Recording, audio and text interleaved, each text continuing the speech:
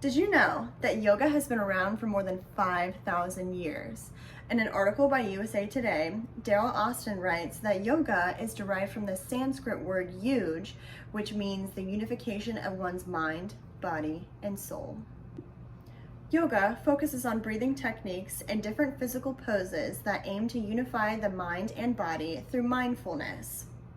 We will examine in this speech some of the benefits that we can see from these techniques. Not sold on yoga? There's research that has been done to show both the physical and mental benefits of practicing yoga for as little as 1 hour a day. In this speech, I aim to convince you how yoga can help you in your life in 3 big ways: physically, mentally, as well as, if practiced long-term, the long-term benefits that yoga can have as an upgrade on your life. Connecting mind and body is just a short speech away.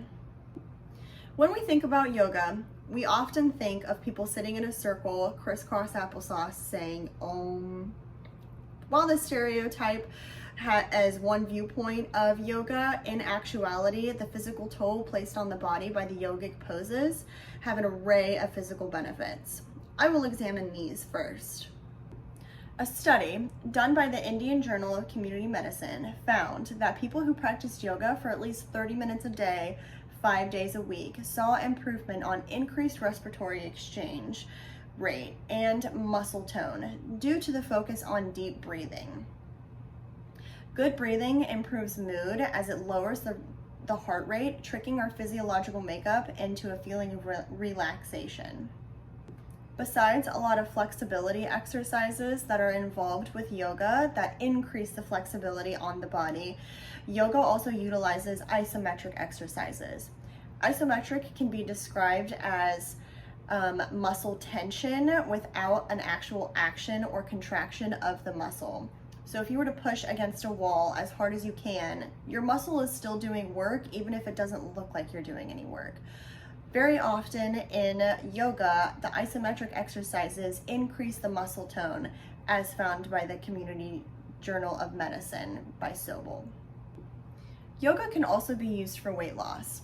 A. Ross, who wrote the article A Different Weight Loss Experience, says, quote, "Individuals who practice yoga report that yoga helps to improve diet and body weight, and studies involving long-term yoga practitioners have found an inverse relationship between frequency of yoga practice and levels of obesity." They also found that increased energy expenditure from yoga reduced pain, enhanced mindfulness, and reduced stress. Additionally, yoga interventions have been shown to reduce binge eating and preoccupation with food. The meditation aspect that comes with yoga helps resist the need or want for higher caloric foods that, when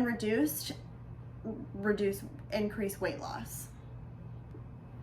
If the physical aspect wasn't enough for you, let's dive into the mental benefits of yoga. Rick Hansen, author of The Practical Neuroscience of Buddha's Brain, defines being mindful as having good control over your attention and being present with the mind and body. This is one of the core principles of yoga and will help with some of the things that I'm going to mention later with some of the mental aspects. A study done on undergraduate students by Jianjin Tong to determine the effect of yoga on stress found that both yoga and fitness exercise practices help to increase self-compassion and positive emotions and to reduce negative emotions. However, only yoga exercisers had a significant change in both mindfulness improvement and stress reduction. The unique effect of yoga exercise to reduce stress through mindfulness can be sustained through continued participation. Singh Poonam, in the Psychological Benefit of Yoga, an overview article, says that yoga can also promote cognition. By brain cells making new connections through new neural pathways, this improves cognitive skills like memory, intelligence, decision-making, as well as better attention and language skills. Poonam also states that regular yoga practice maintains positive emotions and decreases negative emotions. Yoga enhances the supply of oxygenated blood to the brain and chemicals in addition to that oxygenated blood. like endorphins, feel-good pheromones, hormones. This improves mood and decreases stress and anxiety overall.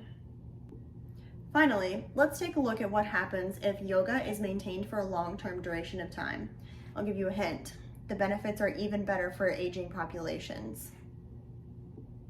A. Ross again states in the population-based longitudinal study of 15,550 adults, individuals who practiced yoga for at least 4 years in their lifetime were 2 to 4 times less likely to gain weight as they aged compared to individuals who did not practice yoga and lived more sedentary lifestyles. Also, the relaxation produced by yoga reduces cortisol, the stress hormone.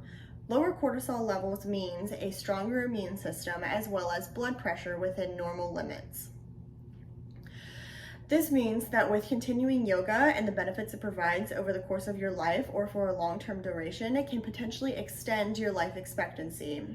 With less cortisol levels, it doesn't wear on the cardiac muscle or the brain tissue as bad, which then can extend the life expectancy of someone who has practiced yoga. In conclusion, the practice of yoga can improve your life in many ways. The most research used to convince you through physical, mental, and long-term benefits. It can promote a healthier lifestyle and extend your life. Based on the information presented today, why not invest a small amount of time into yoga to start preparing yourself? After all, if these results could be life-lasting, why not invest in them? Besides, if yoga has been around for 5,000 years long, why not see why it has been sticking around for all of these years later? Give it a try. See what you think. Thanks.